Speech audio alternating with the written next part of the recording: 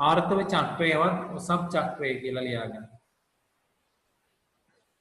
හරි දැන් අපි ගිය සතියේ කතා කරා ස්ත්‍රී සහ පුරුෂ ප්‍රජනක පද්ධතීන් දෙක ගැන. ඊට පස්සේ අද අපි කතා කරන්නේ ආර්තව චක්‍රය ගැන. ඒතකොට මේ කාන්තාවක් වැඩි වියටපත් වෙච්ච කාන්තාවක් තුල ඒ ප්‍රජනක පද්ධතිය ආශ්‍රිතව මාසයකට සැරයක් නැත්නම් දින 28කට සැරයක් චක්‍රීයව සිදුවන ක්‍රියාවලියක් තියෙනවා. අපි ඒකට කියනවා ආර්තව චක්‍රය කියලා. එතකොට අපි අද කතා කරන්නේ මේ ආර්තව චක්‍රය ගැන. හරි.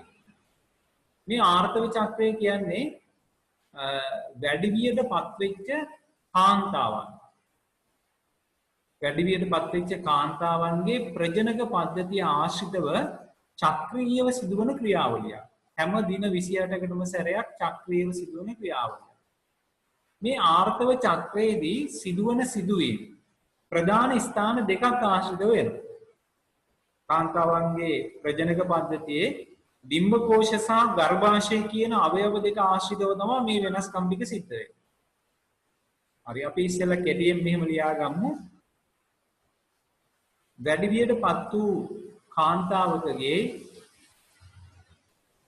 වියටපත් වූ කාන්තාවකගේ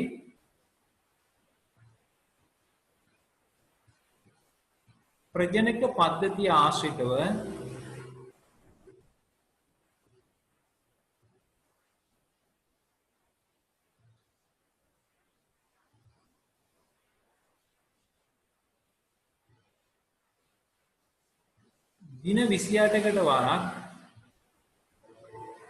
දින 28කට වරක්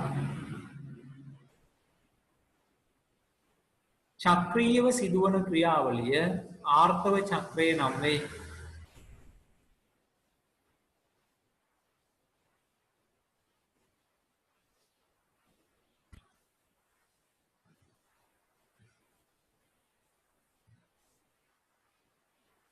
ආර්තව චක්‍රය නම් වේ. මෙහිදී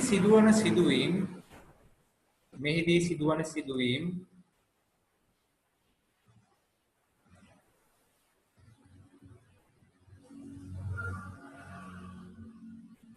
ප්‍රජනක පද්ධතියේ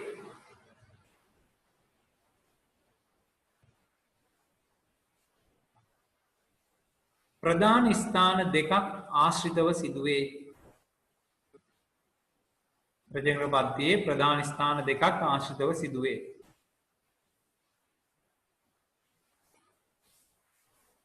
අපි ඉස්සෙල්ලාම ලියමු ඩිම්බ කෝෂය තුල සිදුවන වෙනස් වීම කියලා. ඩිම්බ කෝෂය තුල සිදුවන වෙනස් වීම. අපි මුලින්ම මේ ටික සාකච්ඡා කරලා ඊට පස්සේ මම ඕගොල්ලන්ට පෙන්නන්නම් චූටි වීඩියෝ එකක්. ඩිම්බ කෝෂය තුල සිදුවන වෙනස් වීම. හරි. දැන් මේ රූප සටහනින් පෙන්නන්නේ මේ කාන්තාවගේ ඩිම්බ කෝෂය තුල සිදුවන ආර්තව චක්‍රයේදී සිදුවන වෙනස් වීම. මේ ඩිම්බ කෝෂය තුල සිදුවන වෙනස් වීම ප්‍රධාන අවධි දෙකකට වෙන් කරනවා. සිවුනිකා අවධියයි ලුයිටෙල් අවධියයි කියලා. සිවුනිකා අවධිය ලුයිටෙල් අවධිය කියලා ප්‍රධාන කාණ්ඩ දෙකකට අපි වෙන් කරනවා. හරි.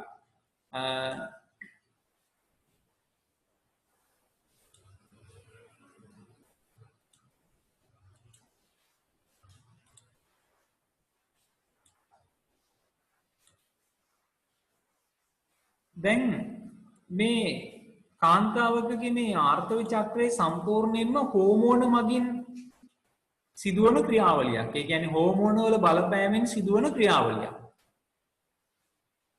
එතකොට මේ ආර්තව චක්‍රයේ ඩිම්බ කෝෂය තුල සිදුවන වෙනස් වීම වලට බලපාන්නේ මොළයේ පිටියුටරි ග්‍රන්ථිය කියන ග්‍රන්ථියෙන් ඒක අන්තරාසරණ ග්‍රන්ථියක් නැත්නම් හෝමෝන් නිපදවන ග්‍රන්ථියක්. මේ මොළයේ අදරියව තියෙන මොළයේ පහළින් තියෙන යටපැත්තේ මේ ග්‍රන්ථියෙන් මේකට කියන්නේ පිටියුටරි ග්‍රන්ථිය කියලා. මේ පිටියුටරි ග්‍රන්ථියෙන් නිපදවනවා හෝමෝන දෙකක්. එකක් තමයි සිවුනික උත්තේජක හෝමෝනය. අපි ඒකට කියනවා කෙටියෙන් FSH කියලා.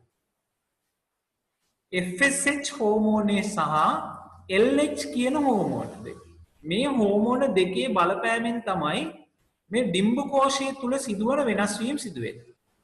ඒතර ඩිම්බ කෝෂය තුල සිදුවන සිදුවීම් වලට හෝමෝන දෙකක් බලපානවා. ඒ හෝමෝන දෙක තමයි FSH කියන හෝමෝනයයි අනිත් එක LH කියන හෝමෝනය.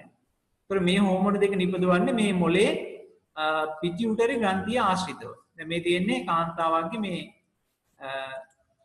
ප්‍රජනක පද්ධතියේ තියෙන කොටස් ටික.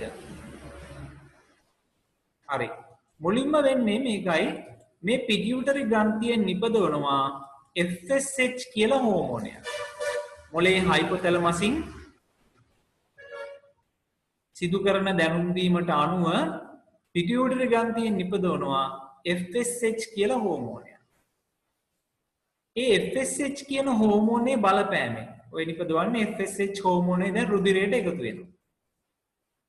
ඊට පස්සේ මේ හෝමෝනේ බලපෑමෙන් ඩිම්බ කෝෂයේ මෙන්න මෙතන මේ ඩිම්බ කෝෂයේ තුල තියෙනවා ළමයි ප්‍රාථමික සිවුනිකා කියලා જાතියක්. සාමාන්‍යයෙන් කාන්තාවක් උපතේදීම ඒ කියන්නේ මේ මව් කුස තුල ඉන්නේදීම මේ ඩිම්බ කෝෂය තුල තියෙනවා ප්‍රාථමික සිවුනිකා ලක්ෂ 2ක් ලක්ෂ 4ක් අතර ප්‍රමාණයක් තියෙනවා. හරි එතකොට අර FSH හෝමෝනයේ නිපදවීමත් සමගම මේ ඩිම්බ කෝෂය තුල තියෙන ප්‍රාථමික සිවුනිකා ටික වර්ධනය වෙන්න පටන් ගන්නවා.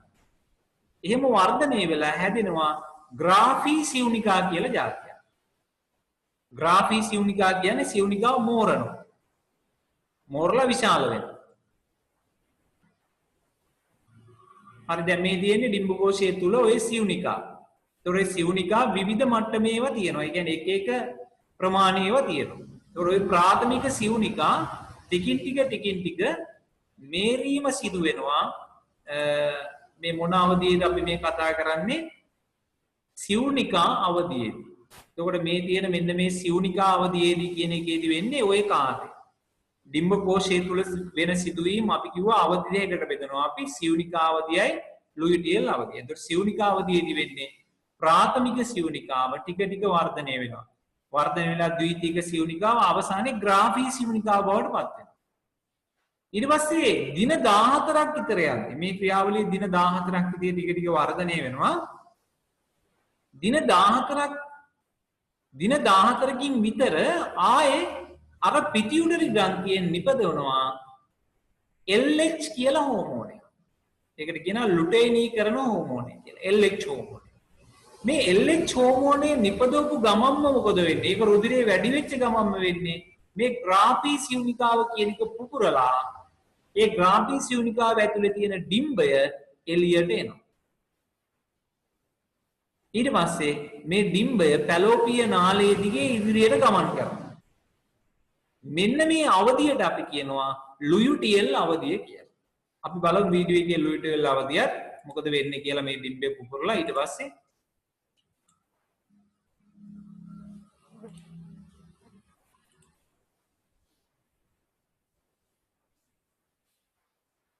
හරි මේ තියෙන්නේ අර අපි කියපු ප්‍රාථමික සිවුනිකා ඒවා ටික වර්ධනය වෙලා ද්විතීයික සිවුනිකා බවට පත් වෙනවා. ඊට පස්සේ දින 14ට කිට්ටු වෙද්දි මුදටම වර්ධනය වෙලා ග්‍රාෆී සිවුනිකා බවට පත් වෙනවා. එතකොට ග්‍රාෆී සිවුනිකාවක් කියන්නේ ඩිම්බේ සිවුනිකාව ඇතුලේ තියෙන ඩිම්බය මුදට මෝරපු එකක්.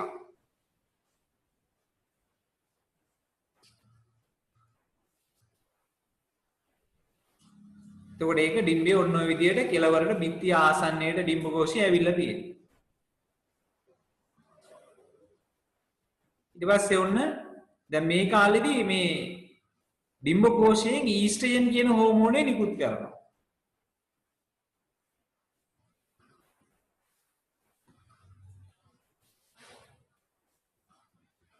ඊට පස්සේ ඔන්න දැන් දින 14ක් විතර යද්දී ඔන්න ආයේ මොලේ පිටියුටරියෙන් LH හෝමෝනේ නිපදවනවා. ඒතර LH හෝමෝනේ මගින් මොකද කරන්නේ? අර ග්‍රාෆී සිවුනිකාව පුපුරලා ඒ ග්‍රාෆී සිවුනිකාව ඇතුලේ තියෙන ඩිම්බය දේහ කුවරයට නිදහස් කරනවා. ඔන්න බලන්න ඩිම්බේ දේහ කුවරයට නිදහස් කරනවා. සිවුනිකාව පුපුරලා ඊට පස්සේ මේ ඩිම්බේ ටක් ගාලා මේ පැලෝපිය නාලේ කඩ රැලි මේ දිනේ කඩ රැලි ඉස්සතිය අපි කතා කරා මේ කඩ රැලි වලින් මොකද වෙන්නේ ඩිම්බේ අල්ල ගන්නවා ටක්කා ඩිම්බේ අල්ලගෙන පැලෝපිය නාලේ ඇතුළට මේක යොමු කරගන්න ඔන්න ඊට පස්සේ දැන් පැලෝපිය නාලයේ දිගේ ඩිම්බේ ගමන් කරනවා එතකොට මෙන්න මේ අවධියට අපි කියනවා ලුයුටියල් අවධිය කියලා ලුයුටියල් අවධිය හරි එහෙනම් මෙන්න මේ විදිහට අපිට පුළුවන් ඩිම්බකෝෂයේ සිදුවන වෙනස් වීම ප්‍රධාන අවධි දෙකකට වෙන් කරන්න. හරි.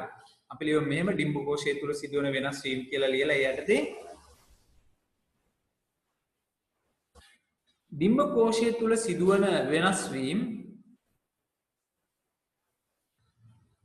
ඩිම්බකෝෂය තුල සිදුවන වෙනස් වීම ප්‍රධාන අවධි දෙකකට වෙන් කළ හැකිය.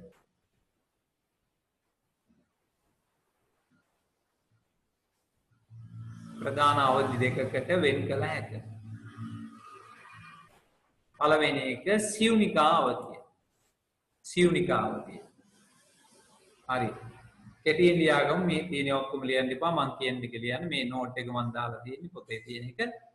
හරි. එතකොට සියුනිකා අවධිය පාලනය කරන්නේ පිටියුටරියෙන් නිපදවන FSH කියන හෝමෝන. FSH හෝමෝන මට්ටම වැඩි වෙද්දී මොකද වෙන්නේ? ග්‍රාෆී සියුනිකා ප්‍රාථමික සියුනිකා වර්ධනය වෙලා ද්විතීක සියුනිකා ඊට පස්සේ ග්‍රාෆී සියුනිකා බවට පත් වෙනවා.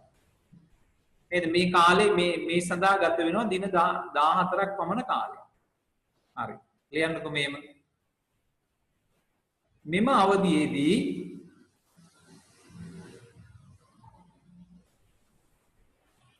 අවධියේදී පිටියුටරි ග්‍රන්ථියෙන් නිපදවන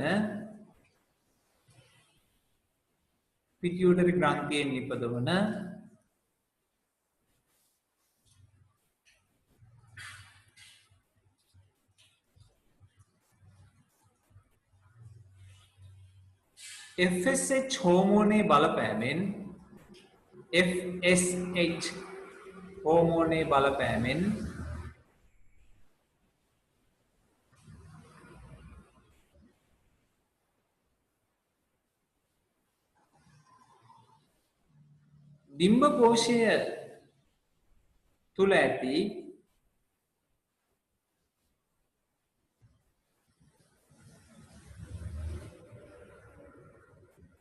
ඩිම්බකෝෂය තුල ඇති ප්‍රාථමික සියුනිකා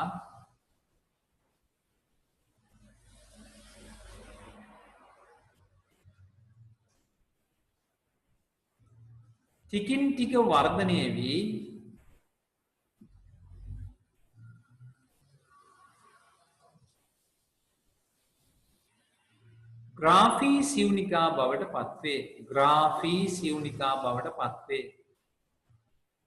ග්‍රාෆී සියුනිකා බවට පත්වේ.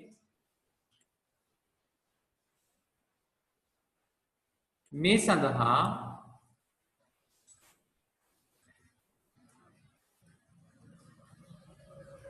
දින 14ක පමණ කාලයක් ගත වේ.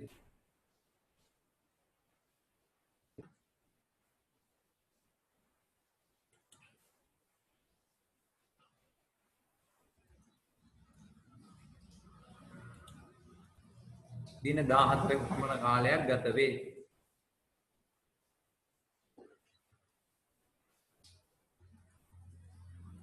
ඊට පස්සේ ලුයුටියල් අවධිය. ඊළඟට ලුයුටියල් අවධිය.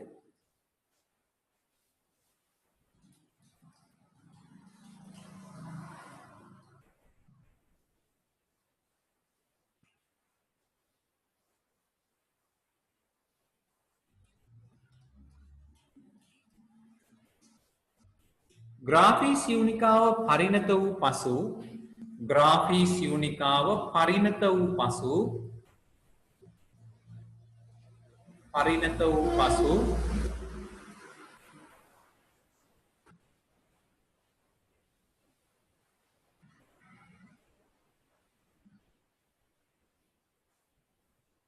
පිටියුටරියෙන් නිපදවන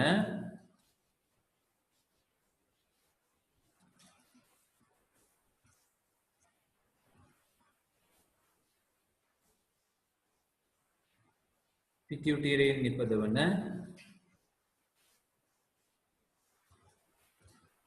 LH හෝමෝනයේ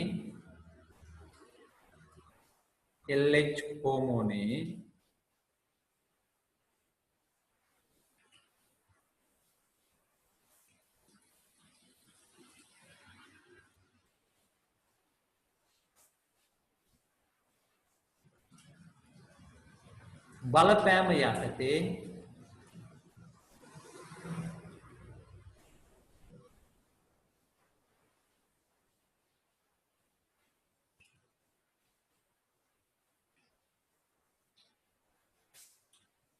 ග්‍රාෆී සිවුනිකාව පිපිරි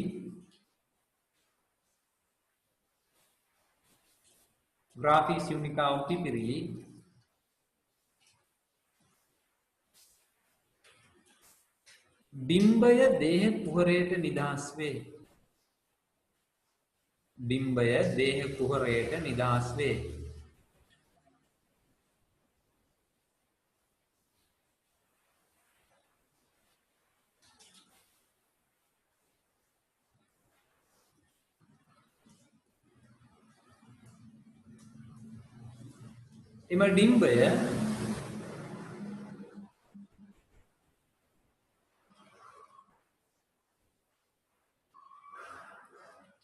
එම ඩිම්බය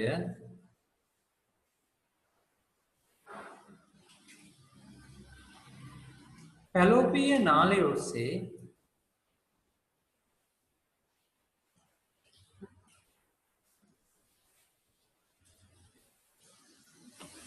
ඉදිරියට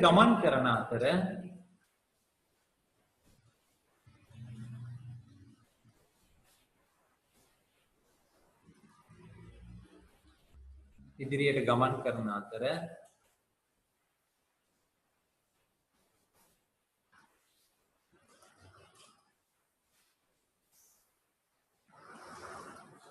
සංසේචනයක් සිදු නොවුනහොත්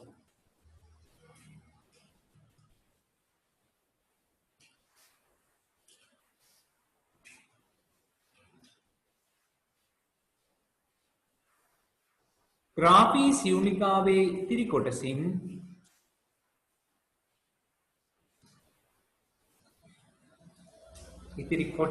ග්‍රාෆී සිවුනිකාවේ ඉතිරි කොටස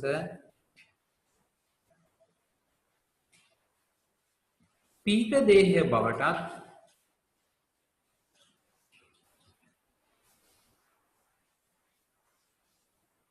දේහය බවටත් අනතුරුව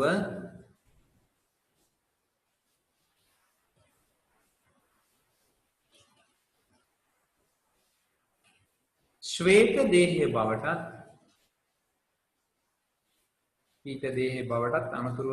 දේහය බවටත්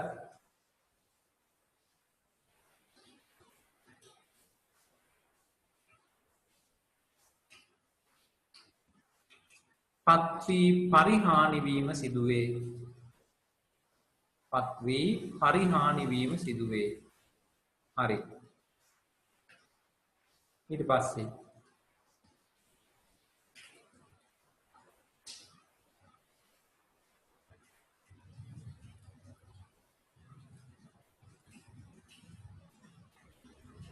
ලියන්න ගර්භාෂය තුල සිදුවන වෙනස් වීම කියලා.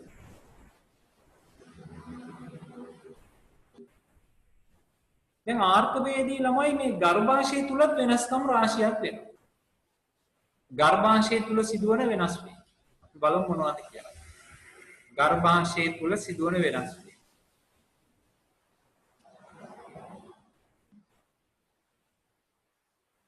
හරි. ගර්භාෂය තුල සිදුවන වෙනස් වීම අවධි 3කට බෙදනවා අපි. ඔන්න ලියා ගන්න ගර්භාෂය තුල සිදුවන වෙනස් වීම අවධි 3කට බෙදා දක්වනු ලැබේ. හරි. බලන්න. ගර්භාෂය තුල සිදුවන ළමයි සිදුවීම් අපි අවධි 3කට බෙදනවා. ආර්තව අවධිය, ප්‍රගුණන අවධිය, ශ්‍රාවී අවධිය කියලා. ආර්තව අවධිය, ප්‍රගුණන අවධිය, ශ්‍රාවී අවධිය කියලා අවධි 3කට බෙදනවා. දැන් අපි දැක්කා ඩිම්බ කෝෂය තුල සිදුවන වෙනස් වීම වලට බලපාන්නේ පිටියුටරි ග්‍රන්ථියෙන් නිපදවන හෝමෝන. පිටියුටරි ග්‍රන්ථියෙන් නිපදවන FSH කියන හෝමෝනයයි LH කියන හෝමෝනය වගේ තමයි ඩිම්බකෝෂය තුළ සිදුවන වෙනස් වීම් ටික පාලනය කරන්නේ. ඒකම මේ ඩිම්බකෝෂයෙන් නිපදවනවා ඊස්ට්‍රජන් සහ ප්‍රොජෙස්ටරෝන් කියලා හෝමෝන දෙකක්. ගර්භාෂය තුළ සිදුවන වෙනස් වීම් ටික පාලනය කරන්නේ ඊස්ට්‍රජන් සහ ප්‍රොජෙස්ටරෝන් කියන හෝමෝන දෙක. පිටියුටරි ග්‍රන්ථියෙන් පාලනය කරනවා ඩිම්බකෝෂය, ඩිම්බකෝෂයෙන් නිපදවන හෝමෝන වලින් පාලනය කරනවා ගර්භාෂය. එහෙම එකක් වෙන්නේ.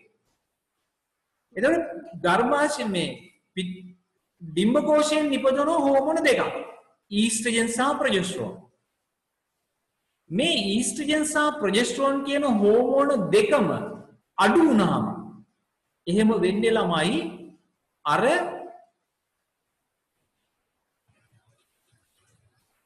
මොනවද මේ ග්‍රාෆීසියුනිකාව පිපිරිලා ඩිම්බය නිදහස් වෙලා ඊට පස්සේ ඩිම්බය ටික ටික පරිහානියටපත් වෙනවා. ඒ කියන්නේ ඩිම්බේ වයස්ගත වෙනවා. ඩිම්බේ වයස්ගත වෙද්දී ටික ටික අර මොනවද ග්‍රාෆීසියුනිකාව ඉතිරි කොටසෙන් පීත දේහයයි ශ්වේත දේහයයි එහෙම ඇදලා පරිහානියටපත් වෙනවා. මෙහෙම පරිහානියටපත් වෙද්දී ඩිම්බකෝෂයෙන් නිපදවන ඊස්ට්‍රජන් ප්‍රොජෙස්ටරෝන් මට්ටම අඩු වෙනවා. එහෙම අඩු වුණාම ගර්භාෂයේ ඇතුලේ බිත්ති බිඳ වැටිලා ඒ පටක කොටස් රුධිරයත් එක්ක යෝනි මාර්ගය ඔස්සේ බැහැර වෙනවා. එතකොට ඊස්ට්‍රජන් සහ ප්‍රොජෙස්ටරෝන් මට්ටම අඩු වුණාම තමයි මේ සිද්ධිය වෙන්නේ. ඒකට කියනවා අපි ආර්තවාපදිය කියලා. ඊට පස්සේ ඊස්ට්‍රජන් මට්ටම වැඩි වෙද්දී ඒ කියන්නේ අර LH හෝමෝනය නිපදවලා ඊට පස්සේනේ මේ පරිහානියටපත් වෙනවා කියලා අපි කිව්වේ. FSH හෝමෝනය නිපදවිලා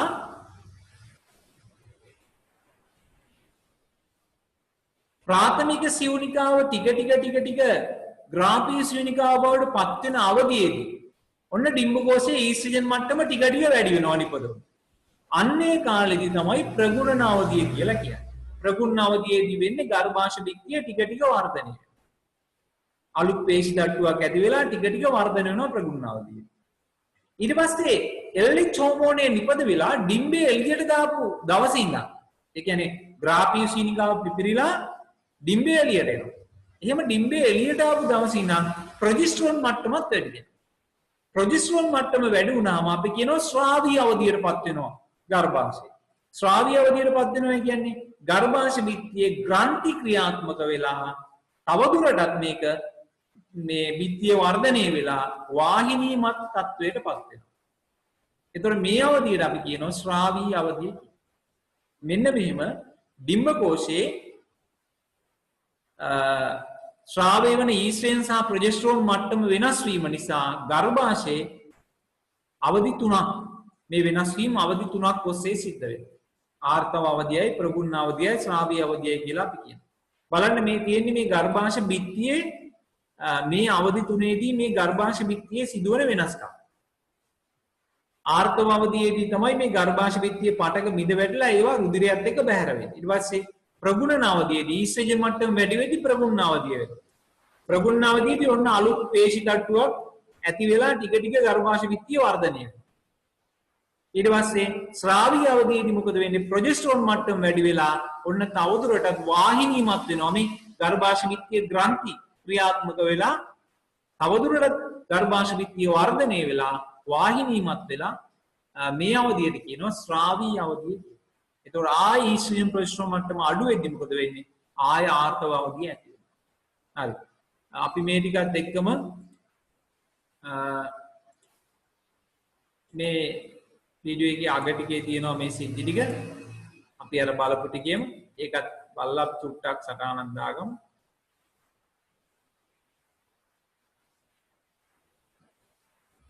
දැන් ඩිම්බකෝෂයේ සිදුවන වෙනස් වීම් වලදී ওই විදිහට ඔන්න දැන් පැලෝපිය නාලයේ දිගේ ඩිම්බේ ගමන් කරනවා. මෙහෙම ගමන් කරද්දී ශුක්‍රාණුවක් ඇවිල්ලා මේ ඩිම්බේ සංසේචනීය වුණේ නැත්තම් ඩිම්බේ පරිහානියටපත් වෙනවා. එතකොට ඊස්ට්‍රජන් සහ ප්‍රොජෙස්ටරෝන් මට්ටම දෙකම අඩු වෙනවා. එහෙම අඩු වෙද්දී තමයි ආර්තව අවධිය ඇති වෙන්නේ. ඒතකොට ආර්තව අවධියේදී මොකද වෙන්නේ? ගර්භාෂ භිත්තියේ පටක කොටස් බිඳ වැටිලා රුධිරයත් එක්ක අර මැරුණු ඩිම්බයයි ඔක්කොම ටික ශරීරයෙන් බැහැර වෙනවා.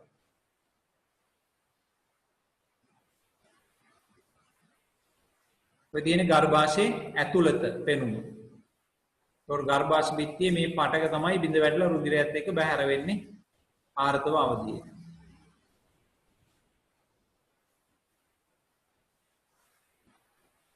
හරි එවනම් මෙන්න මේ සිදුවීම් 10ට තමයි අපි ආර්තව චක්‍රය කියලා කියන්නේ. එවනම් අපි ගර්භාෂය තුල සිදුවන වෙනස් වීම අවධි 3කට බෙදිය හැකි කියලා අපි ලිව්වේ. අපි ඉස්සෙල්ලාම ලියමු පළවෙනි එක ආර්තව අවධිය.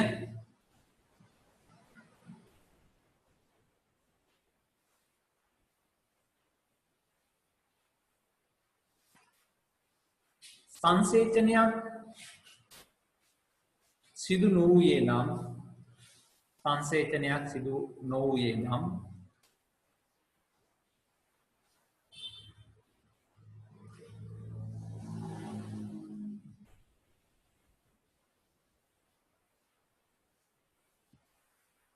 බිම්බ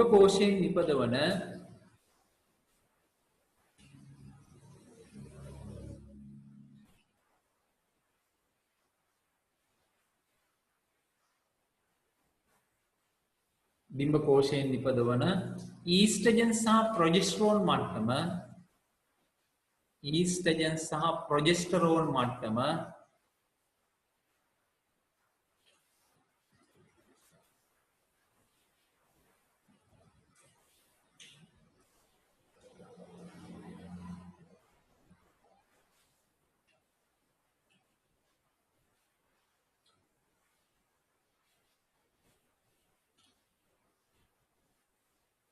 පහත වැටීම නිසා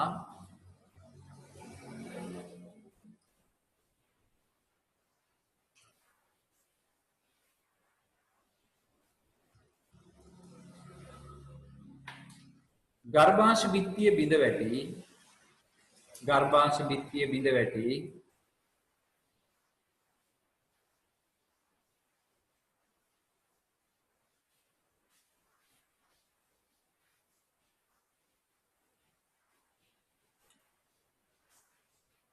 එම පටක කොටස්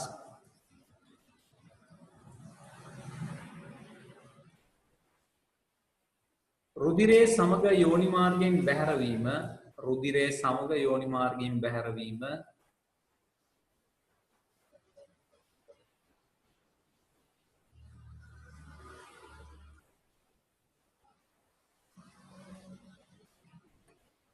මෙම අවධියේදී සිදුවේ.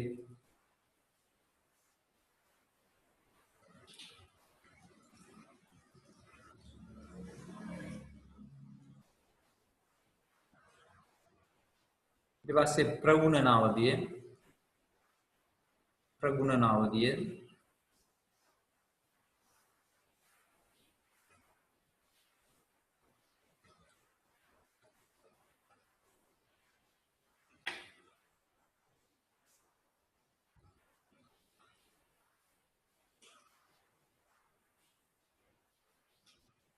ඩිම්බකෝෂයෙන් නිපදවන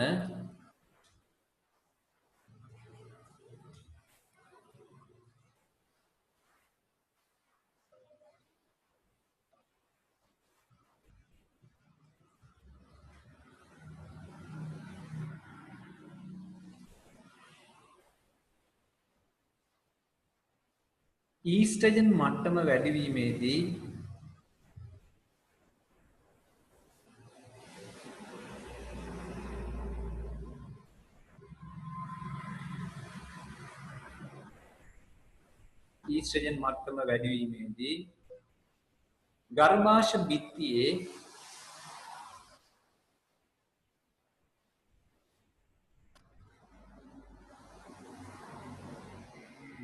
බිත්තියේ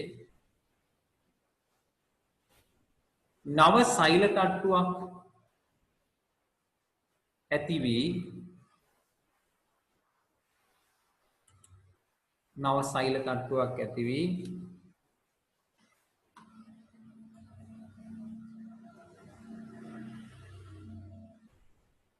වාහිනී මත්වීම මෙම අවධියේදී සිදුවේ.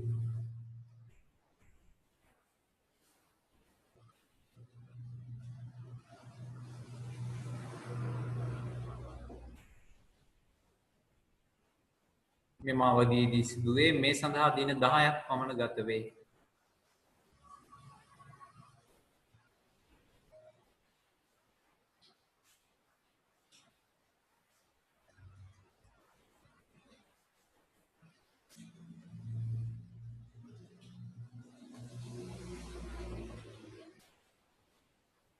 හරි, ඊට පස්සේ ශ්‍රාවී අවධිය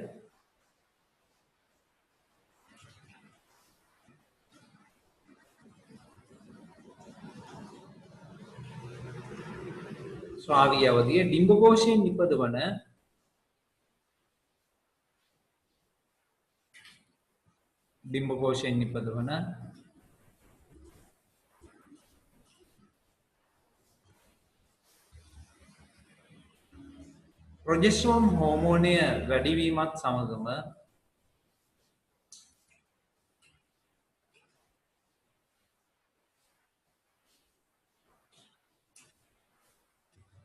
ප්‍රොජෙස්ටරෝන් හෝමෝනය වැඩිවීමත් සමගම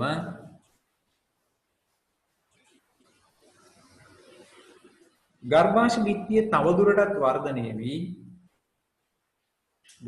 බිත්තිය තවදුරටත් වර්ධනය වී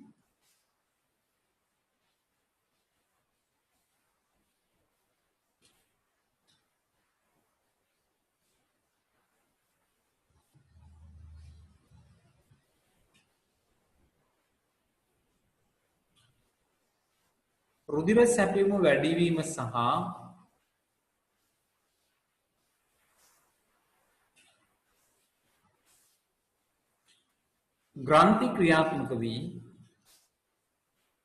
ග්‍රන්ථි ක්‍රියාත්මක වී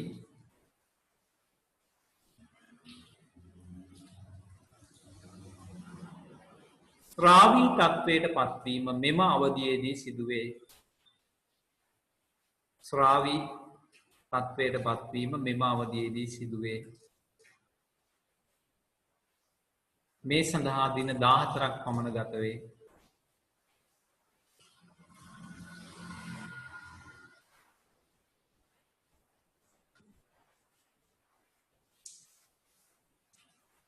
හරි. right. ලියන්න මාතෘකාව සංසේචනය සහ අධිරෝපණය.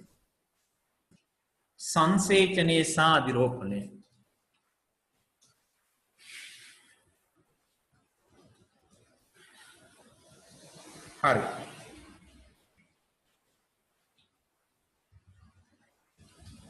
දැන් දරුවනේ මේ අපි කතා කරා එතකොට මේ සංසේචනයක් වුණ නැත්නම් අර ඩිම්බේ බිඳ වැටිලා ඩිම්බේ පරිහානියටපත් වෙලා ගර්භාෂ බිත්තියක් බිඳ වැටිලා ඒව බැහැර වෙනවා රුධිරයත් එක්ක. එතකොට මේ ආර්තව චක්‍රය ක්‍රියාත්මක වෙනවා. හැබැයි අර ඩිම්බේ පැලෝපිය නාලයේ දිගේ ගමන් කරනකොට ඒ ගමන් කරන අවධියේදී එයාට ශුක්‍රාණුවක් මුණ ගැහුණොත් එහෙම නැත්නම් කියනවා නම් සංසර්ග ක්‍රියාවලියේදී යෝනි මාර්ගයේ ශුක්‍රාණු බැහැර කිරීමක් සිදු වුණොත් ඒ ශුක්‍රාණු යෝනි මාර්ගයේ දිගේ පිහිනලා ඩිම්බය වෙතට ගමන් කරනවා. ඩිම්බේ ඉන්න තැන හොයාගෙන යනවා ඒගොල්ලෝ ශුක්‍රාණු. ඒ හොයාගෙන යන එකට කියනවා රසායන ආවර්තී චලන කියලා. ඒ කියන්නේ ඩිම්බේ නිකුත් කරන රසායනික ද්‍රව්‍ය වලට ශුක්‍රාණු ආකර්ෂණය වෙනවා. ආකර්ෂණලා එයා තියෙන පැත්තට ගමන් කරනවා. මෙතෙන්දි ශුක්‍රාණු විශාල ගාණක් මිලියන ගාණක් යනවා. හරි. එහෙම ගිහින් මේ ශුක්‍රාණු පැලෝපිය නාලයේ දිගේ ගර්භාෂය දිගේ ගිහින් පැලෝපිය නාලයේ දිගේ පීනගෙන යනවා. පීනගෙන ගිහින් පැලෝපිය නාලයේ තුලදී ඩිම්බේ මුණ ගැහෙනවා. එහෙම ඩිම්බේ මුණ ගැහුණාම එක ශුක්‍රාණුවක් ඩිම්බේ ඇතුළට ඇතුළු ලක්ෂ ගාණක් ගියාට ඒ ලක්ෂ ගාණෙන් එක ශුක්‍රාණුවයි ඇතුළු වෙලා ඩිම්බේ න්‍යෂ්ටියත් එක්ක ශුක්‍රාණුවේ න්‍යෂ්ටිය එකතු වෙනවා. මෙන්න මේ ක්‍රියාවලියට අපි කියනවා සංසේචනය කියලා. එතකොට ඩිම්බේ සංසේචනය වුණාට පස්සේ සංසේචනයෙන් පස්සේ මේ ඩිම්බය ඔන්න සෛල බෙදෙන්න පටන් ගන්නවා. ඔයගොල්ලෝ මේක කලින් ඉගෙනගෙන තියෙනවා පන්ති කතා කරලා තියෙනවා. ඩිම්බේ මේ විදිහට සංසේචන වුණාට පස්සේ අපි යාට කියන්නේ යුක්තාණුව කියලා. යුක්තාණුව තමයි අපි බිහි වෙන්න පටන් ගන්න. අපේ පටන් ගන්න. අපි හැමෝම පටන් ගන්න තියෙන යුක්තාණුවකින් තනි සෛලය. ඊට පස්සේ මොකද වෙන්නේ? මේ සෛලය දෙකකට බෙදලා සෛල දෙකක් වෙනවා. ඒ සෛල දෙකම බෙදලා සෛල හතරක් වෙනවා. ඔය විදිහට දින 5ක් යද්දි සෛල ගුලියක් හැදෙනවා. ඒ සෛල ගුලිය ඊට පස්සේ මොකද වෙන්නේ? පැලෝපිය නාලයේ දිගේ ගර්භාෂයට ගිහින් ගර්භාෂ බිත්තියේ ගිලිලා තැම්පත් වෙනවා. ඒ ගිලිලා තැම්පත් වෙන එකට කියනවා අධිරෝපණය වෙනවා කියලා. ඒ සෛල ගුලියට කියනවා මොරුලාව කියලා. ඒතර මොරුලාව ගර්භාෂ බිත්තියේ ගිලිලා අධිරෝපණය වෙනවා. හරි? එහෙම අධිරෝපණය වුණාට පස්සේ තවදුරටත් සෛල සංඛ්‍යාව වේගයෙන් වැඩි කරගෙන කලලයේ බවට විකසනය වෙනවා. ඊට පස්සේ මේ කලලයේ විවිධ වෙනස්කම් වෙවි ටිකින් ටික වෙනස්කම් වෙනවා. සති 9ක් විතර යද්දි මේ කලලයට කියනවා බ්‍රූණය කියලා. සති 9ක් විතර යද්දි මේ කලලයේ වටේට හැදෙනවා කලල පටල කියලා જાතිය. කලල පටල.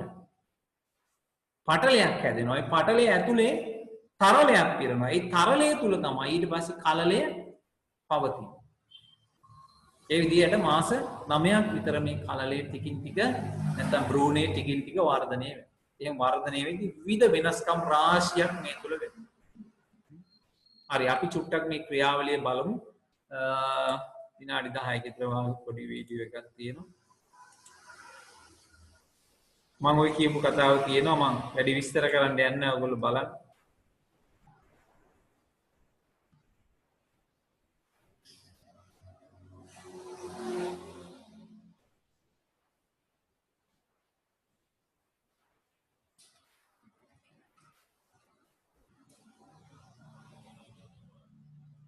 ඔන්න බලන්න දැන් යෝනි මාර්ගයේ නිදහස් වෙච්ච ශුක්‍රාණු තමයි ඔය පීනගෙන යන්නේ. මේක ඇත්ත වීඩියෝ නෙවෙයි ළමයි මේ පරිගණක වලින් හදපු ඇනිමේෂන්. මේ විදිහට ශුක්‍රාණු ලක්ෂ ගාණක් මේ යෝනි මාර්ගයේ දිගේ ගිහින් ගර්භාෂය තුලින් ඇතුළු වෙලා ඊට පස්සේ ගර්භාෂයේ දිගේ යනවා පැලෝපිය නාලයට. ඊට පස්සේ පැලෝපිය නාලයේ දිගේ මේ විදිහට ශුක්‍රාණු ලක්ෂ ගාණක් පීනලා යනවා. ඩිම්බේ වෙතට මේ ගමන් කරන්නේ. තොර මේ ගමන් කිරීමේදී බලන්න මේ දුර්වල ශුක්‍රාණු කියන ඒවා හැලෙනවා මග. තොර හොඳම ශක්තිමත්ම ඥාන තියෙන හොඳම ලක්ෂණ තියෙන කට්ටිය තමයි යන්නේ. මේ ලක්ෂ ගාණෙන් එක්කෙනෙක් තමයි දිනන්නේ. තොරේ දිනපු කෙනාගෙන් තමයි අපි නිර්මාණය වෙලා තියෙන්නේ. මම ඔයගොල්ලෝ නිර්මාණය වෙලා තියෙන ඒ වගේ ප්‍රබල ඥාන තියෙන ශුක්‍රාණුවක් මගේ.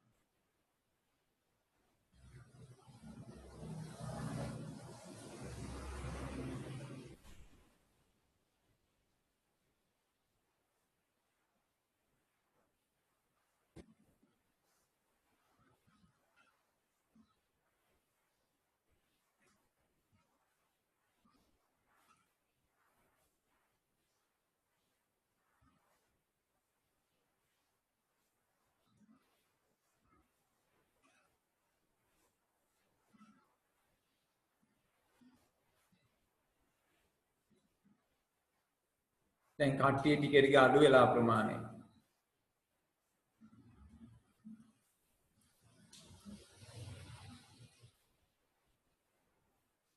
තොර මෙහෙම ගිහින් මේ හැමෝම ඩිම්බේ වටේට ඇලෙනවා ළමයි. හැබැයි ඩිම්බේ වටේට මේ අය ඇලුනට මේ ඩිම්බේ සිදුරු කරගෙන යන්නේ එක්කෙනයි. ඒ කියන්නේ එක්කෙනෙක් ඇතුළට ගියාට පස්සේ අනිත් අයව ප්‍රතික්ෂේප වෙනවා. අනිත් අයට යන්න බෑ ඇතුළට.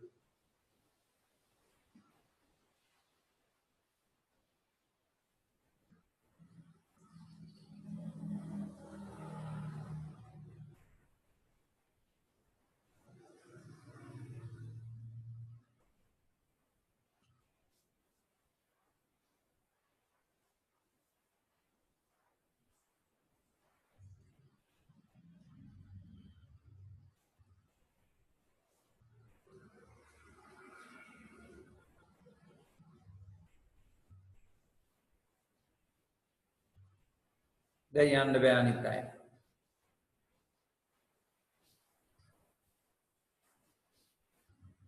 ඊට පස්සේ මොකද වෙන්නේ?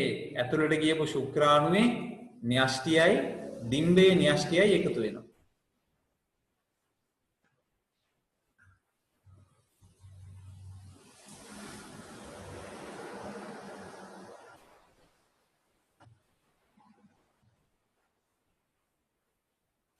ඔන්න න්‍යෂ්ටි දෙක එකතු වෙනවා. මේ න්‍යෂ්ටි දෙක එකතු වෙන එකට තමයි කියන්නේ අපි සංසේචනය කියලා. න්‍යෂ්ටි දෙක එකතු වෙච්ච හැටි අපි යාට කියන්නේ යුක්තාණුව කියලා. දැන් ඔන්න ඩිම්බේ නෙවෙයි දැන් යුක්තාණුව. බලන්න දැන් යුක්තාණුව ඔන්න දෙකකට බෙදෙනවා. ඒ සැනින්ම නේද? ඊට පස්සේ සෛල දෙක සෛල හතරක් වෙනවා.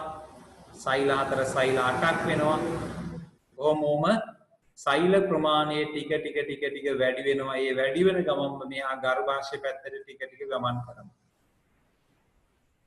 සෛල සංඛ්‍යාව වැඩි කර ගනිමින් ගර්භාෂය දෙසට ගමන් කරනවා. මේම ගමන් කරලා ගර්භාෂ බිත්තියේ ගිලිලා තැම්පත් වෙනවා. මේ ගිලිලා තැම්පත් වෙන එකට කියනවා අධිරෝපණය වෙනවයි කියලා.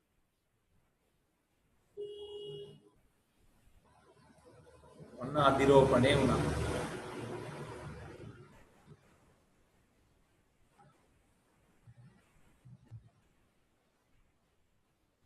තවදුරටත් මේ දැන් මෙතන ඉඳන් සෛල සංඛ්‍යාව ටික ටික වැඩි කරගන්නවා.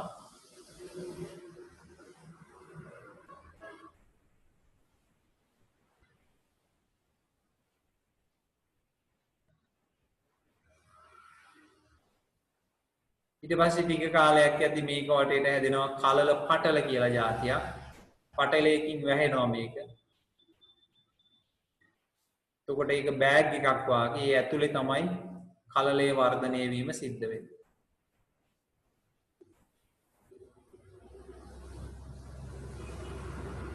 ඉස්සෙල්ලාම මේක නිකන් මස් ගුලියක් වාගේ ළමයි. මේ සෛල ගුලියක් තියෙන්නේ. මේ සෛල ගුලිය ටික දවසක් යද්දී ඔන්න සතෙක් වාගේ ජීවියෙකුගේ හැඩයටපත් වෙනවා. ඊට පස්සේ මේ සෛල ගුලියේ එක එක ප්‍රදේශයෙන් විවිධ අවයව පටක නිර්මාණය වෙනවා. අස්ථි පද්ධතිය හැදෙනවා. පේශි හැදෙනවා. විවිධ අවයව හැදෙනවා. හෘදය, වකුගඩු ඒ වාගේ. ඔය තියෙන්නේ එක එක කාලෙදි මේක හැදෙන හැටිකින් ටික.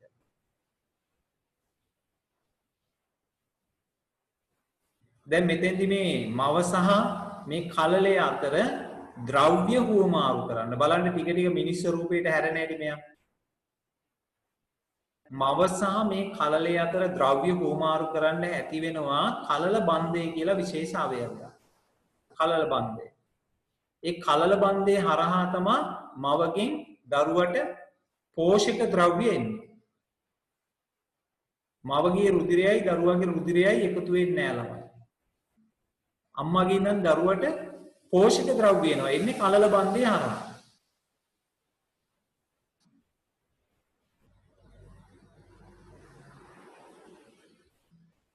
දැන් ටික ටික අවයව හැදෙනවා හෘදය වැඩ කරනවා දැන්.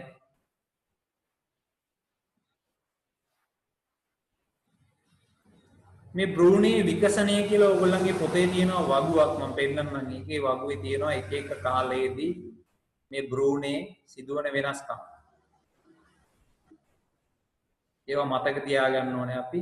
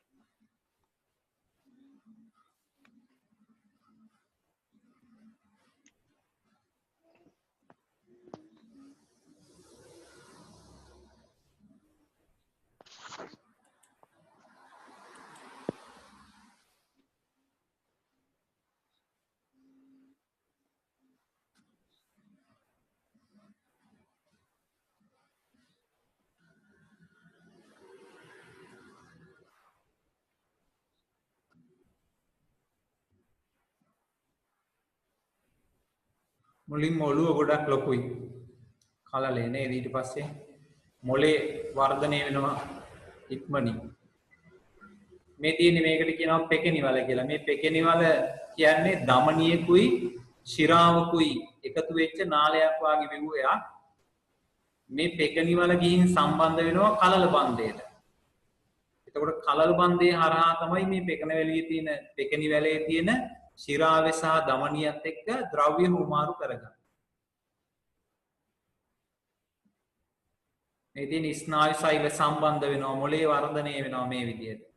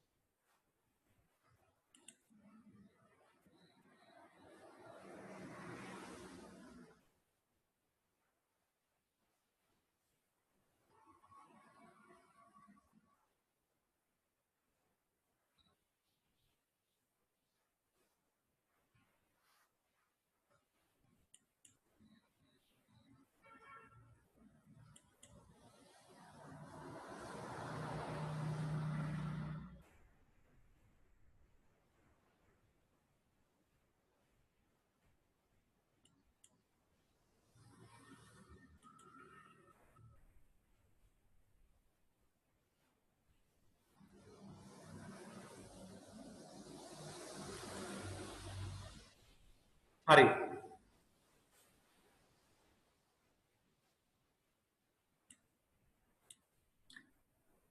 right. එහෙමනම් අපි සංසේචනය සහ අධිරෝපණය චුට්ටක් ලියාගමු මේම.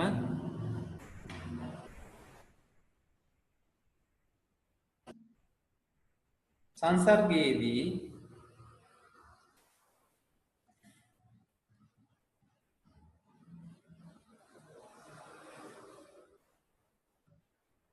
යෝනි මාර්ගයේ වෙත මුදා හරින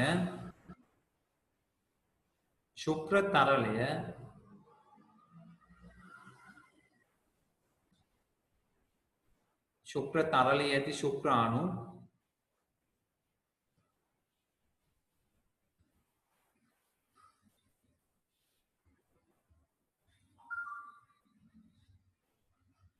ගර්භාෂය හා පැලවපිය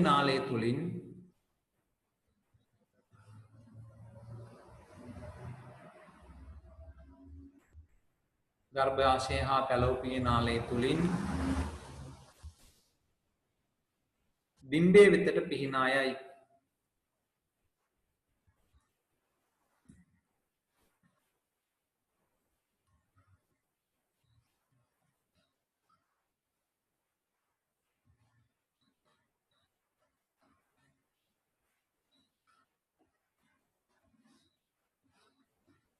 එහිදී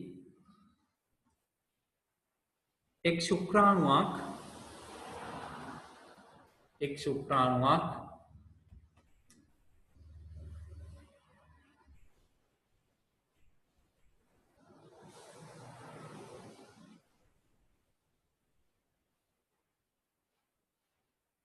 බිම්බයට ඇතුළු වී බිම්බය තුළට ඇතුළු වී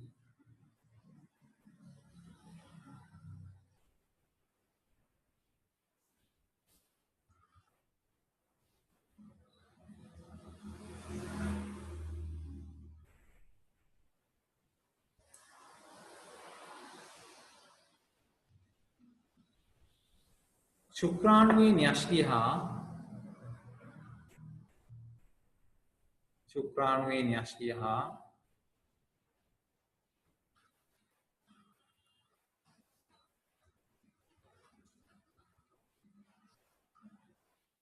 ඩිම්බයේ න්‍යෂ්ටිය ශුක්‍රාණුවේ න්‍යෂ්ටිය හා ඩිම්බයේ න්‍යෂ්ටිය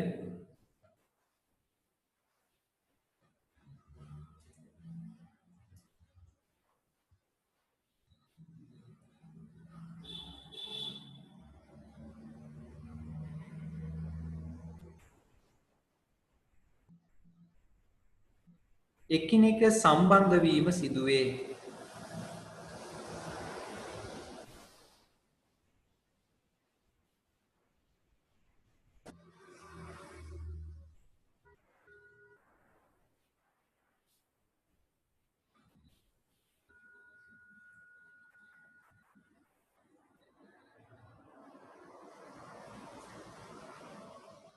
මෙසේ න්‍යෂ්ටි එකතු වීම මෙසේ න්‍යෂ්ටි එකතු වීම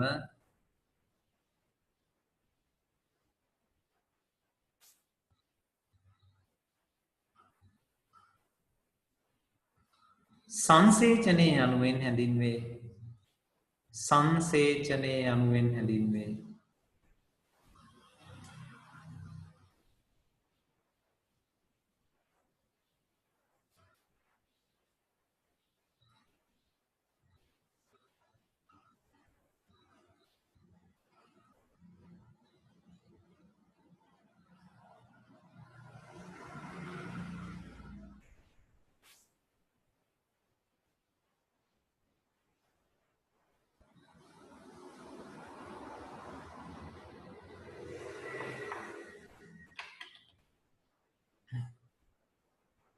හරි. සංසේ අලුත්රුලකින් ලියන්න ළමයි සංසේචනයෙන් පසු යුක්තාණුව ලෙස හැඳින්වේ.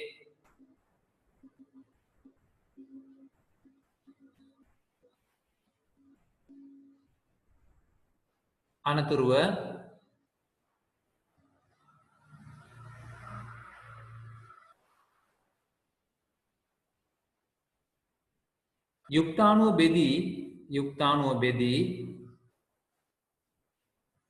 යුක්තාණුව බෙදී සෛල සංඛ්‍යාව වැඩි කර ගනිමින්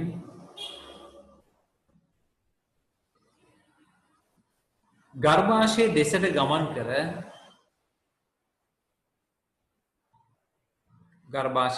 ගමන් කර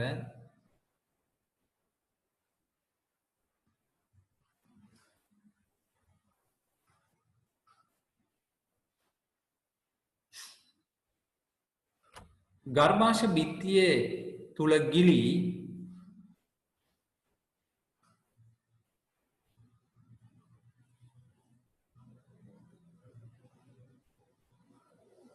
තැන්පත් වීම සිදුවන අතර මේ අධිරෝපණය නම් වේ. එතකොට මේ ක්‍රියාවලිය ළමයි මේ රූප සටහන තියෙනවා. ඔයගොල්ලන්ගේ අච්චු පොතේ තියෙන රූප සටහන. දැන් මේ නිදහස් වෙච්ච ඩිම්බය එනකොට මේ මගදී පැලෝපිය නාලයේ ඉහළ කොටසේ තමයි සංසේචනය වීම වෙන්නේ. සංසේචනයෙන් පස්සේ අපි ඒකට කියනවා යුක්තාණුව කියලා. යුක්තාණුව දින දෙකක් යද්දී සෛල දෙකක් වෙනවා. දින 3ේදී සෛල 4ක් වෙනවා. දින 4 යද්දී සෛල 16ක් වෙනවා. මෙන්න මේ විදිහට බෙදෙමින් යනවා. දින 5ක් වෙද්දී සෛල ගුලියක් බවට පත් වෙනවා. ඒතර සෛල ගුලිය ගර්භාෂ බිත්තියේ ගිලිලා තැම්පත් වෙනවා. හරි? ඒතර ඔන්න ඔය විදිහට තමයි ගර්භාෂ බිත්තියේ මේ මොරුලාව ගිලිලා තැම්පත් වෙන්නේ. හරි. ඊට පස්සේ මේ අධිරෝපණය වෙච්ච නැත්නම් මේ ගිල්ල තැම්පත් වුණාට පස්සේ මේක තවදුරටත් සෛල බෙදෙමින් වර්ධනය වෙනවා. අපි ඒකට කියනවා කලල විකසනය කියලා. ටිකින් ටික වෙනස් වෙනවා. ඒ වෙනස් වීමට තමයි කලල විකසනය වෙන්නේ. සති 6ක් විතර යද්දී මාස එකමාරක් විතර යද්දී මේ කලලේ වටේට කලල පටල කියලා ආරක්ෂක පටලයක් ඇති වෙනවා. ඒ ආරක්ෂක පටලය තුල තරලයක් ඇති වෙනවා. තරලය තුල ගිනිලා තමයි කලලේ තියෙන්නේ. ඊට පස්සේ කලලයට සති 9ක් විතර යද්දී අපි ඒකට කියනවා බ්‍රූනේ කියලා. බ්‍රූනේ. මේ බ්‍රූනේ නැත්තම් කලලය මවත් එක්ක සම්බන්ධතාවය ඇති කරන්නේ කලල බන්ධය කියන විශේෂ ව්‍යුහයක් මගින්. මේ තියෙන කලල බන්ධය. ඔයගලන්ට පේනවා මේ දරුවා මවත් එක්ක සම්බන්ධ වෙන්නේ මෙන්න මේ කලල බන්ධය මගින්. මේ කලල බන්ධය හැදෙන්නේ අම්මගේ ගර්භාෂයේ පටකයි කලල පටලයි එකතු වෙලා. දැන් මේ බබා ඉන්නේ පටලයක් ඇතුලේනේ. බබා බෑග් එකක් ඇතුලේ කෙලින්ම ඉන්නේ. ඒ බෑග් එකේ පටක කොටස්. ඒ බෑග් එකේ පටක කොටසුයි ඊට පස්සේ ගර්භාෂ බිත්තියේ පටකයි එකතු වෙලා තමයි මේ කලල බන්දේ කියන විව්වේ හැදෙන්නේ. මේකට තමයි මේ තියෙන ළමයි මේ තැටියක් වගේ එකක් මේක තමයි කලල බන්දේ කියන්නේ. මේ කලල බන්දේ දරුවත් එක්ක සම්බන්ධ වෙන්නේ පෙකණිවැලේ. මේ තියෙන පෙකණිවැල. පෙකණිවැල කියන්නේ මේක ඇතුලේ තියෙනවා දමනියකුයි ශිරාවකුයි. එතකොට මේ දරුවගේ දැන් අපි දන්නවා බඩ ඇතුලේ ඉන්න මේ බබා කන්නේ නැහැනේ. හැබැයි එයා වර්ධනය වෙනවා. ඒතර එයාගේ බහිස්රාවී ද්‍රව්‍යත් හැදෙනවා. එතකොට මේ දරුවට අවශ්‍ය පෝෂණය අම්මගේ රුධිරයෙන් මෙන්න මේ පැත්තේ තියෙන රූපේ මේ පැත්තෙන් තියෙන එකයි. මේ තියෙන්නේ mothers blood vessels කියලා තියෙනවා මෙතන. අම්මගේ රුධිර නාල. මේ පැත්තේ තියෙනවා කලලේ රුධිර නාල. බලන්න මේ අම්මගේ රුධිර නාලයි කලලේ රුධිර නාලයි සම්බන්ධ වෙලා නැහැ. කලලේ රුධිර නාල මෙතන තියෙනවා මෙහෙම අම්මගේ රුධිර නාල මේ පැත්තේ තියෙනවා. මේ තියෙන කලල බන්ධය. එතකොට මෙහෙමයි වෙන්නේ මේ අම්මගේ රුධිර නාල දිගේ එනවා පෝෂක ද්‍රව්‍ය. පෝෂ්‍ය ද්‍රව්‍ය එනවා අම්මගේ රුධිරේ දිගේ මේ. ඒ පෝෂ්‍ය ද්‍රව්‍ය මේ කලල බන්ධය හරහා දරුවගේ රුධිරයට විසරණය වෙනවා. ලේ එන්නේ නැහැ. පෝෂ්‍ය ද්‍රව්‍ය විතරක් මේවෙන් එළියට ඇවිල්ලා දරුවගේ රුධිරයට ඇතුල් වෙනවා. මේ කේශනාලිකා ඇතුළට යනවා. ගිහින් ඒවා දරුවගේ පැත්තට එනවා. ඊට පස්සේ දරුවගේ රුධිරයේ තියෙන බහිස්රාවී ද්‍රව්‍ය මේ බබාගේ ඇඟ ඇතුලේ හැදෙන යූරියා ඒ වගේ බහිස්රාවී ද්‍රව්‍ය හැදෙනවා. Carbon dioxide, urea. ඒවා ටික මොකද වෙන්නේ? මේ බබාගෙන් එන ධමනියක් දිගේ එනවා. ඇවිල්ලා මේ කලල බන්ධයට එනවා. ඊට පස්සේ බලන්න මේ බබාගේ රුධිරයේ තියෙන බහිස්රාවී ද්‍රව්‍ය ටික බබාගේ රුධිරයේ ඉඳන් අම්මගේ රුධිර කේශනාලිකා ඇතුළට ඇතුළු වෙනවා. මෙන්න මේ විදිහට මේ කලල බන්ධය මගින් තමයි මව සහ දරුවා අතර ද්‍රව්‍ය හුවමාරුව සිදු කරන්නේ.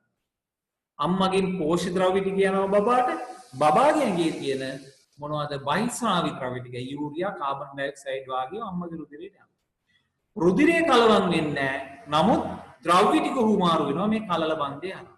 ඒතර කලල බන්ධයෙන් හුවමාරු වෙච්ච ද්‍රව්‍ය ටික දරුවට අරගෙන යන්නේ මේ පෙකණි වැලේ තියෙන ශිරාව මගින්. ඒ වගේම මේ බබාගේ ඇඟේ තියෙන බහිස්රාවී ද්‍රව්‍ය මේ පෙකණි වැලේ තියෙන ධමනිය දිගේ කලල බන්ධයට අරන් ඇවිල්ලා අම්මගේ ලේවලට. ඔන්න ඔය විදිහට ද්‍රව්‍ය හුවමාරු වෙන්නේ කලල බන්ධය කියන මෙන්න මේ විව්‍රය මගින්. හරි. මේ බලන්න භ්‍රූණයේ විකසනය කියන එක අපි චුට්ටක් මේ ලියාගමු කෙටියෙන් මම කියන්නම්. අධිරෝපණයෙන් පසු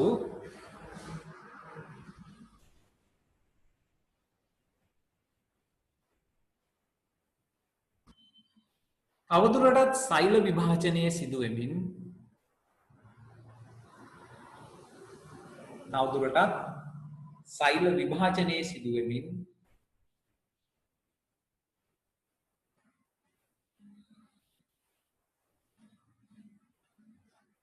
කලල විකසනය සිදුවේ. කලල විකසනය සිදුවේ.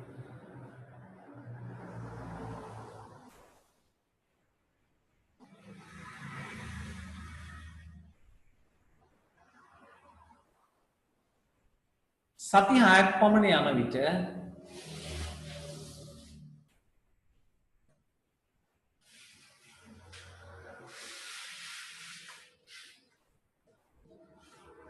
කලල පටල විකසනය වේ.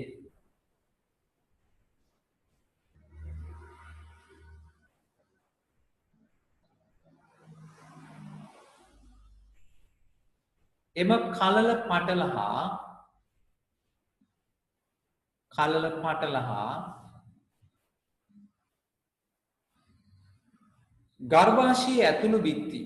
ගර්භාෂයේ ඇතුළු බිත්ති එකතු වී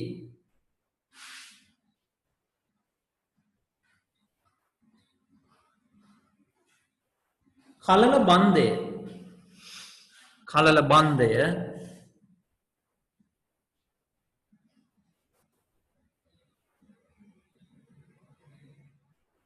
නිර්මාණය වේ.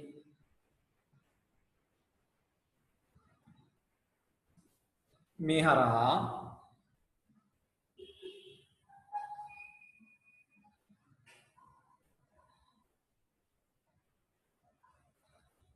මව සහ දරුවා අතර ද්‍රව්‍ය හෝමාරුව සිදුවේ.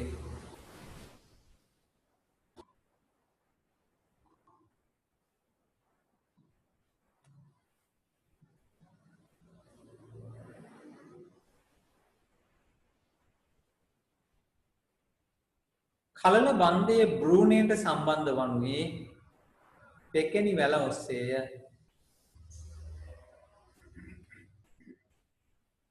කලල බන්ධය බ්‍රූණයට සම්බන්ධ වනුයේ පෙකෙනි වැල ඔස්සේය.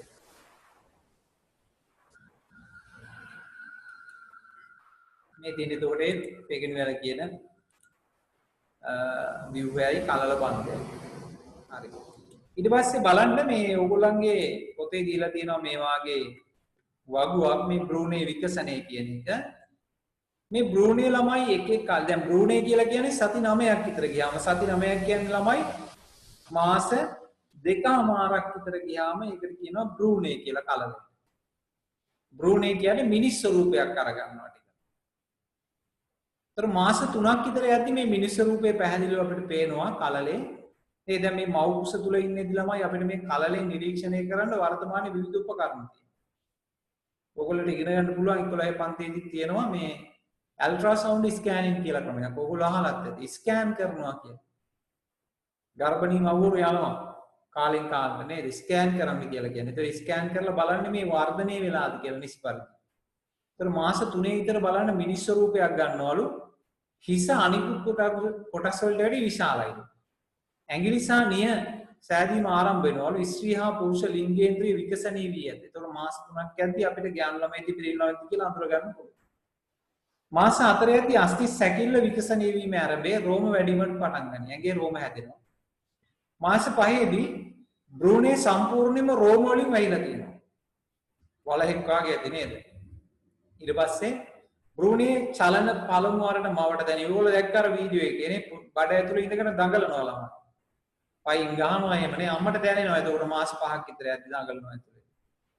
බ්‍රූනේ හෘද ස්පන්දනයේ පිටතින් දැනගත හැකි. ඒගොල්ලෝ දැකලා තියෙනවද දන්නේ නැහැ. ඔය මිඩ්වයිෆ් කියලා ඉන්නවා මේ නෝන කෙනෙක්. එයා තමයි ඔය ගර්භණී මාතාව බලන්න ඉන්නේ ගමට. එයා සෞඛ්‍යංශේ වැඩ කරන කෙනෙක්. එතකොට එයා ඇවිල්ලා මේ බඩට කුමීලයක් වා එකක් තියලා බලනවා. ඒ අහන්නේ මේ කලලේ සද්ද අහන්නේ මේ බ්‍රූනේ සද්ද අහන්නේ හෘද ස්පන්දනේ ඒව හොඳින් වෙනවද කියලා තමයි අහන්නේ. ඒතකොට සාමාන්‍යයෙන් අපිට වැඩි හෘද ස්පන්දනේ වැඩි. අපේ මිනිත්තු 80යි නේ. මෙයාගේ කලලේ කියන්නේ බ්‍රූනේ 120ත් 140ත් අතර. මාස 6ක් විතර ඇති ඇහි බැම ඇහි පියාඩු විකසනය වෙලා තියෙනවලු. මාස 7 විතර ඇස්පිය විවෘත වෙනවා. ඇස් අරිනවා. චර්මී රැලි ගැසුණු ස්වභාවයක් දරයි කියලා කියනවා. මාස 8 දී හැමට යටින් මේදේ තැම්පත් වෙනවා. මේ මේදේ තැම්පත් වෙලා මේ පෘෂ්ටිමත් බවක් ඇති වෙනවා. බ්‍රූනේ බර කිලෝ 2.5ක් විතර වෙනවා මාස 8 දී. ඊට පස්සේ මාස 9 දී ඇඟිලි නිය සම්පූර්ණයෙන් වැඩි ඇත. දැන් මේ මාස 9 විතර යද්දී තව විශේෂ සිදුවීමක් වෙනවා ළමයි. වෘෂණ කෝෂ මෙච්චර කාලයක් තියෙන ඇඟ ඇතුලේ. හැබැයි මාස 9 විතර යද්දී මේ වෘෂණ කෝෂනේ වෘෂණ ඇඟ ඇතුලේ තියෙන්නේ. ඒ වෘෂණ කෝෂය ඇතුලේ තැම්පත් වෙනවා මාස 9ක් විතර යද්දී. හරි ඊට පස්සේ මාස 9 අවසන් වෙනකොට ඒ කාලෙ වෙද්දි මේ දරු ප්‍රසූතිය සිද්ධ වෙනවා. ඒතකොට ඕගොල්ලෝ පොතේ මේ මෙන්න මේ වගුව අඳින්න ඕනේ. බ්‍රූනේ විකසනය කියලා මේ වගුව ඇඳ ගන්න ඕනේ නෝට් එක. හරි? ඊට පස්සේ ළමයි අපිට තියෙනවා දරු ප්‍රසූතිය කියලා එකක්. දැන් මේ මාස 9 ගත වෙද්දි මෙන්න මේ විදියට මේ කලලේ හිස පහළට හැරිලා තියෙන්නේ. පහළට හැරිලා යෝනි මාර්ගයේ පැත්තට මේ හිස යොමු වෙලා තියෙන්නේ. ඒතර මාස 9 ගැප් කාලේ සම්පූර්ණ වුණාම මේ ගර්භාෂ බිත්තියේ පේශි සංකෝචනය වෙලා මේ කලලේ තල්ලු කරනවා එළියට. එහෙම තල්ලු කරද්දී මේ කලලේ යෝනි මාර්ගයේ දිගේ එළියට එනවා. ඒකට ඒකට තමයි අපි දරු ප්‍රසූතිය කියලා කියන්නේ. හරි දින 280ක් තමයි මේ අපේ ගැප් කාලේ දින 280යි. ඒ දින 280 සම්පූර්ණ වුණාම තමයි මේ කලලේ පිටතට තල්ලු වීම සිද්ධ වෙනවා. එතකොට මේ කලලයත් එක්කම නැත්නම් මේ භ්‍රූණයත් එක්කම මේ කලල බන්ධයයි පෙකණි වෙලයි ඒවා ඔක්කොම ගර්භාෂයෙන් ඉවතට එනවා. ඒවා ඉවත් කරනවා ඊට පස්සේ පෙකණි වල කපලා නේද ක්ලිප් එකක් ගහලා ඒවා ඉවත් කරලා දානවා. right එහෙමයි සිද්ධ වෙන්නේ. එහෙමනම් අපි අනිත් දවසේ ඕගොල්ලන්ට තියෙනවා මේ තව පොඩි කොටසක් ලිංගිකව සම්ප්‍රේෂණ රෝග මේ ටික විතරයි තියෙන්නේ. මම දෙනවා පොඩි පැවරුමක් එහෙමනම්. මම මේ ටික ඕගොල්ලෝ තනියම ලියන්න මේක. ලිංගිකව සම්ප්‍රේෂණ රෝග කියලා මාතෘකාව ලියලා මේ රෝග තුන මේ රෝග හතර ගැන පොඩි හැඳින්වීමක් ලියන්න. ලබන සතියේ මම පාඩම් පටන් ගන්න කලින් මේ හැඳින්වීම ඉක්මනින් කරලා අපි අලුත් පාඩම ලබන සතියේ පටන් ගන්නවා. අපි දැන් ගොඩාක් දවස් මේ ප්‍රජනනය කියන පාඩමේ රැඳුණා. ඒක නිසා ඔයගොල්ලෝ පැවරුමක් විදියට ඒක කරන්න පීඩනයේ සහ යෙදීම් කියන කොටස මම ලබන සතියේ පටන් ගන්නවා. ඕගොල්ලන්ට මේ පාඩම මම ටියුට් එකක් එවනවා. ගෲප් එකකට දානවා පිටු 3ක 4ක විතර ඒක ඔයගොල්ලෝ 3ක 4ක විතර නෝට් එකක්. ඒ නෝට් එක කියන්නේ ඒකේ ඔයාලට සම්පූර්ණ කරන්න ඉඩ තියලා. ලියන්න පුළුවන් විදියට සම්පූර්ණ කරන්න මැද හිස්තැන් තියලා දෙන්නේ. මේක ඔයගොල්ලෝ ඔයගොල්ලන්ගේ පැත්තේ ඇතුලේ කඩවල් ඇරලා ඇති ඉස්කෝලේ පැත්තේ ඒකකින් print out එකක් අරගන්න. අරගෙන තියාගන්න ලබන සිකුරාදා වෙද්දී මං හෙට අනිද්දාම ඒ නෝට් එක ඕගොල්ලන්ට දානවා. ඊට පස්සේ ඒක තමයි අපි ඊළඟ දවසේ කතා කරන්නේ. එතකොට ඕගොල්ලන්ට ඉක්මනින් නෝට් එක ලියා ගන්න පුළුවන්. හරි එහෙමනම් හැමෝටම ස්තුතියි සුබ දවසක්. සම්බන්ධ වෙච්ච නැති අයට බලන්න මම වීඩියෝ එක දාන්නම් group එකට.